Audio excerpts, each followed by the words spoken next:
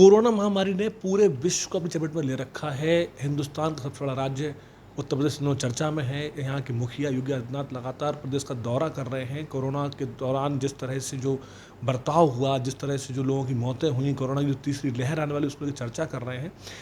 इन सारी बातों के मद्देनजर हम बात करेंगे समाजवादी पार्टी के नेता दीपक यादव से। दीपक, ये जो डेथें हुई हैं इसके लिए किसको जिम्मेदार मानते हैं आप? देखिए, मैं कह सकता हूँ सबसे पहली ज़िम्मेदारी सरकार की है, जिसके हाथ में ताकत है फैसला लेने की, जो व्यवस्था की ज़िम्मेदारी जिसके कंधों पर थी। मैं कह सकता हूँ ये कोविड-19 बहुत समय पहले बीमारी देश दुनिया में आई। बहुत सारे देशों ने कितने ज़बरदस्त इंतज़ाम किया कि वहाँ बिल्कुल डेथ रेशियो, बीमारी का रेशियो कितना तेज़ी से घटा है, क्योंकि वो इंतज़ाम कर ले गए। हमारे यहाँ सवाल उठता कि इंतज़ाम क्या हुए? मैं कह सकता हूँ अगर इंतज़ाम सरकार ने ठीक ढंग से किए होते, व्यापक स्तर पे किए होते, तो बहुत सारे परिवारों के लोग जो आज दुनिया में नहीं है, वो घरों पे मौजूद होते। मैं कह सकता हूँ सरकार को बड़ी विफलता इसमें विफलता रही है। इंतज़ाम के नाम पर लोग दवाई के अभाव में, ऑक्सीजन के अभाव में लोगों की जानें चली गईं। लोग चुनाव लड़ते रह गए, सत्ताधारी दल के लोग चुनाव लड़ रहे हैं, यहाँ लोगों की जानें जा रही हैं। जिनके परिवार के लोग चले गए हैं वो वापस नहीं आ सकते। आपकी राजनीति चलती रहेगी। मैं चाहता हूँ आज भी ये बीमारी कम नहीं हुई है, लॉकडाउन की वजह से आंकड़े कम आ रहे हैं, पर बीमारी अभी अंत नहीं हुआ है। आपको प्रतिदिन ये सोचना है कि कैसे हम इंतज़ाम बेहतर करें, और नहीं सोचते हैं तो मैं सोचता हूँ इससे बड़ा दुर्भाग्यपूर्ण कोई और चीज़ हो नहीं सकती। दीपक, वैक्सीनेशन जो हो रहा है उसमें यूपी नंबर 1 पे है, महाराष्ट्र नंबर 2 पे और एमपी नंबर 3 पे है। फिर कमी कहाँ रह गई? क्योंकि आपके जो राष्ट्रीय अध्यक्ष वो कह रहे थे कि वैक्सीन हम नहीं लगवाएंगे और आज शायद समर्थन में दिखाई पड़ते हैं वो। देखिए, वैक्सीनेशन को लेकर हमारे राष्ट्रीय अध्यक्ष जी ने तब ये सवाल पैदा किए थे कि पूरी दुनिया में जो रिसर्च चल रही थी वैक्सीन के ऊपर, या जो वैक्सीनें तैयार हुई हैं पूरी दुनिया में, वो लगभग मिनिमाइज 3 साल से कम कोई समय नहीं बीता है। हम लोग 1 साल के अंदर वैक्सीन लेकर आए, इससे संशय हो रही थी। वैक्सीन का 3rd ट्रायल पूरा नहीं हुआ था, तब वैक्सीन लगाने की बात कही जा रही थी। तब उन्होंने कहा था कि वैक्सीन से कैसे बचेंगे लोग। लेकिन उसके बाद उन्होंने कितनी बार समर्थन में बात करी। आज ही उन्होंने अपना बयान वक्तव्य दिया है कि परीक्षा के पहले वैक्सीनेशन पूरा होना चाहिए। वो सवाल ये था कि वो वैक्सीन परफेक्ट तो हो, वैक्सीन लगने के बाद कितने सारे लोगों की जान चली गई। लेकिन मैं कह सकता हूँ कि उस जो बेहतर से बेहतर वैक्सीन हो, वो देश के लोगों में लेके व्यक्ति की बड़ी कीमत है। ये देश सबसे मिलकर बना है, ये देश सबका है। व्यक्ति जिनके हाथों में जिम्मेदारी है, एक भी व्यक्ति की जान ना चली जाए, ये कोशिश होनी चाहिए। मैं कह सकता हूँ, मैं आज के इस मौके पर कहना चाहता हूँ, दुनिया में जितनी वैक्सीन्स हैं आज चल रही हैं जो लोगों की जान बचाने में सहायक हैं, वो हिंदुस्तान पे आनी चाहिए, हिंदुस्तान के अंदर आनी चाहिए। हिंदुस्तान के लोगों को जल्दी जल्दी वैक्सीन लगे।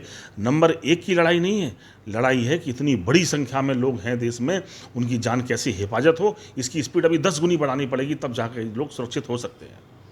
दीपक, आप 2 बातें कर रहे हैं। आप वैक्सीन के पक्ष में भी हैं और आप ये कह रहे हैं वैक्सीन से लोगों की मौत भी हुई है। स्पष्ट रूप से बताइए कि वैक्सीन के पक्ष में आप हैं या नहीं? देखिए, कोई विकल्प नहीं है लोगों के पास जान बचाने का, ज़िंदगी बचाने का। हम लोग ये मानते हैं कि वैक्सीन लगने के बाद भी तो आज बहुत सारे सरकारी कर्मचारियों की जानें चली गई हैं, लेकिन फिर भी हम मानते हैं कि वैक्सीन की वजह से लोगों की जान बची भी है।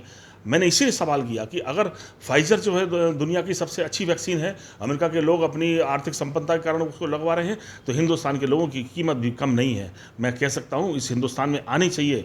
देश के पास, सरकार के पास जो बजट है उसकी प्राथमिकता लोगों की ज़िंदगी होना चाहिए। पैसा भी लोगों का है, लोगों की जान पे बचाने पे खर्च होना है।